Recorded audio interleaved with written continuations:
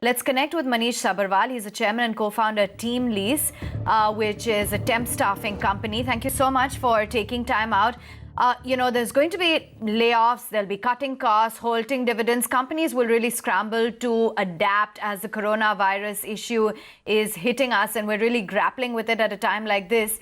Given the tough environment and the unfortunate long-term ramifications of job losses, I just want to understand from you how bad you estimate that things could likely get.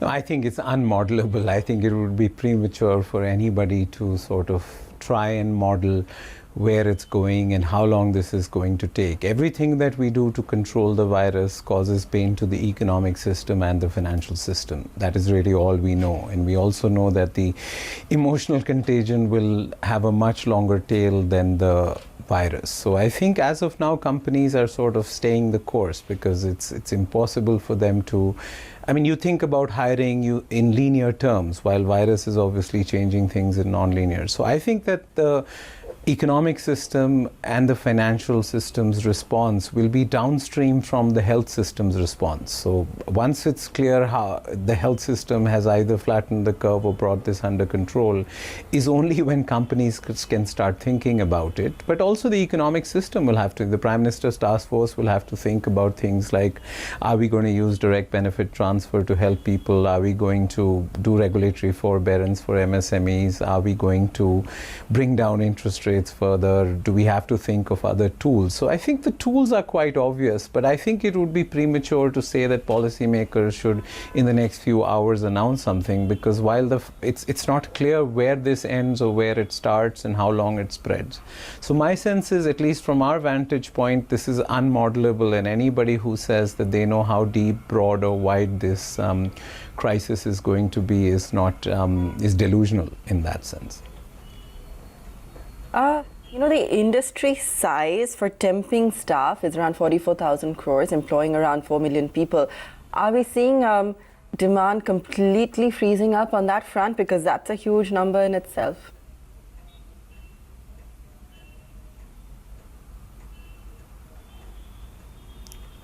I don't think that, I think the formal sector of the staffing industry is a very small part of the overall industry. So I think that anyway, growth for us is not coming by sort of secular growth. It's coming from the informal sector disappearing. And I think that the broader sort of trends for the industry have not changed. The world of work is very different than what it used to be. So I think this crisis only reinforces that employment has shifted from being a long-term contract to a taxi cab relationship. It has reinforced that companies need to think about their employee costs as variable costs rather than all as fixed costs. Companies need to think about their workforces as multiples of concentric circles. So I think the broader forces driving the industry have not changed, but it would be absolutely irresponsible on my side to say that we know how this next 3 months or 6 months is going to play out. So I think this is unmodelable and we are in uncharted territory. And at this point, I think everybody's focus should be on sorting out the health response. Then we can have the economic response. Then we can have the financial system's response. And obviously, companies will have to think about this. If the planet is taking a gap year, then it's unlikely that companies of all kinds will be able to talk about business as usual in the next 2-3 months.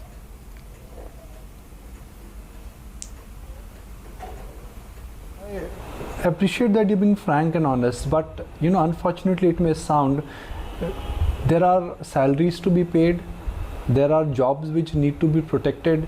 We already had a miserable year, which is 2019, where auto sector, construction sector, FMCG sector, they saw job losses. Now adding to that is this coronavirus issue. So how does one deal with things? Stock markets have collapsed, financial economy is crunching, and if things are not really steamrolled or big bang stimulus are not done from the government, maybe it could just add more misery and agony to the economy, to the financial economy.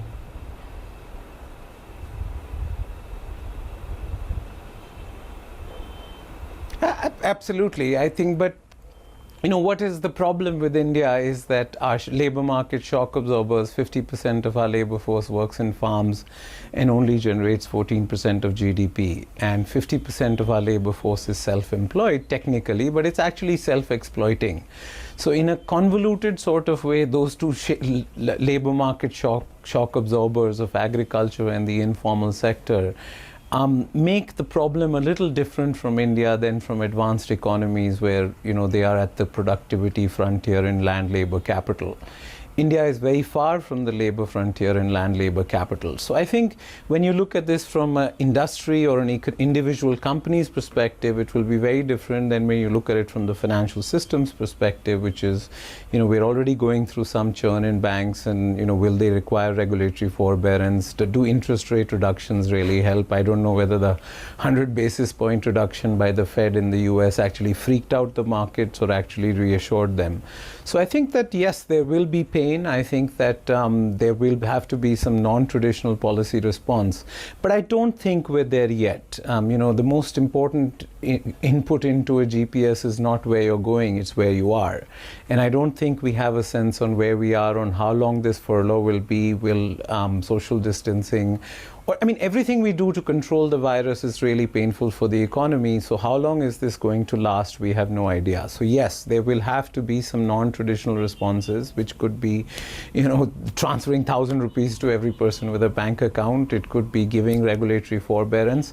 But I don't think we have a sense of where that should be. But my sense is that there's 46,000 or somewhere between 40 to 50,000 crores that have become available with the fall in the oil prices, and that money will have to be used to handle the crisis, and we'll have to take things as they come. I think companies are being responsible, are thinking long term, and companies which sort of handle this crisis without losing their heads will be the ones who will come on the other side with employer brands that really matter. So it would be, again, delusional or irresponsible for me to model what will happen in the next 2-3 months, but I think there will have to be economy-wide response from the Prime Minister's task force. There will have to be policy responses for the financial sector, and obviously individual companies will have to think about how they treat their employees in the time of this crisis, because this crisis will have long shadows for employer branding, and when we come out on the other side, it would have separated the people who sort of treat their employees well.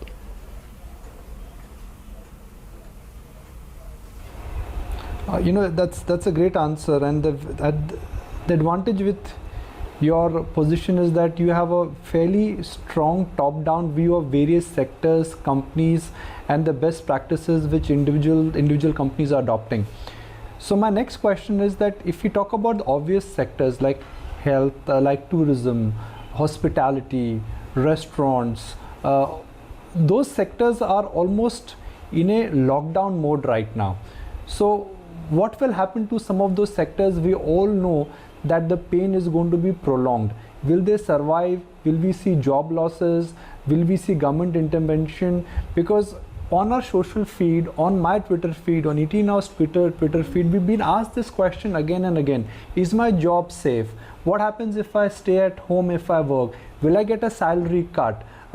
These are very basic questions, and they are emanating out of news and fear.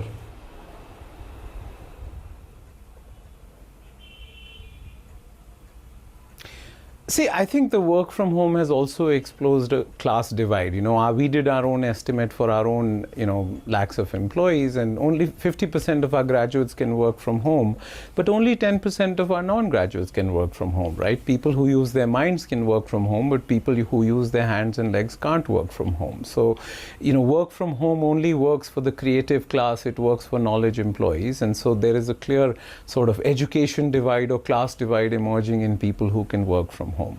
I think that people like restaurants, people like hotels, people in retail are already invoking force majeure clauses around rent. We'll have to see how that plays out. Now, obviously, the two huge fixed costs for them are rent and employees. They're starting with rent first, but they're going to have to take a decision on employees globally. If you think about how Marriott has handled or is handling the crisis, I think they are probably prematurely reacting, but it's not clear that companies can provide unemployment insurance. That may be an unrealistic expectation from companies, but that companies can handle 3 months. They can handle 3 weeks. Many companies can handle 6 months. But so if the crisis, the health sort of responses control this crisis in 3 weeks or 3 months, then we will come roaring back from a perspective of demand, of stuff. There will be a new normal. People are getting used to working from home and finding that it's not that horrible and it's not that unproductive.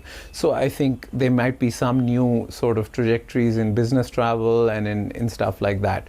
But if this crisis is 3 weeks or 3 months, it is in the realm of companies. If it gets longer than that, then obviously we get into the realm of policy and society. But we don't live in an economy, we live in a society. So I would say that, right now let's focus on how to get the healthcare crisis and how to handle downstream economics, companies and finance is probably only going to become clearer if it says that this crisis will last more than 3 weeks or 3 months.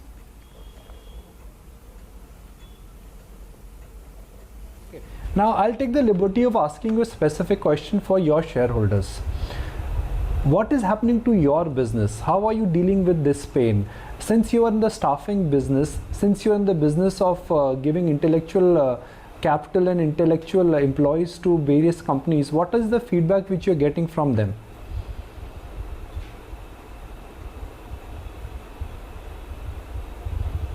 Well, I think it's unmodelable and it would be irresponsible for me to say. I think that depending on how long this crisis lasts, with the recognition that obviously everything we do to handle the virus is tough for the economy, my sense is right now, it's unmodelable. We don't know how long this will last. We are watching, we are keeping track. Our own core employees, more than 60-70% are working from home.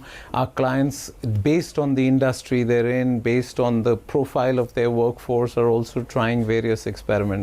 So my sense is I don't think we can model how it looks like, but I don't think the world is ending right now. And I think that this only reinforces the notion for companies to think structurally about how they staff themselves. The notion that they have concentric circles with permanent contract, apprentices, consultants, the notion that employment is no longer a lifetime contract, the notion that HR costs are not fixed, but you need to variabilize them. So the long-term trends in the world of work have not changed. In fact, this crisis has only reinforced that. But the short-term trends, I think it's impossible for me to predict, and it would be irresponsible. Thanks very much for taking time out and joining in and giving us an estimate of what the likely implications would be with respect to job losses.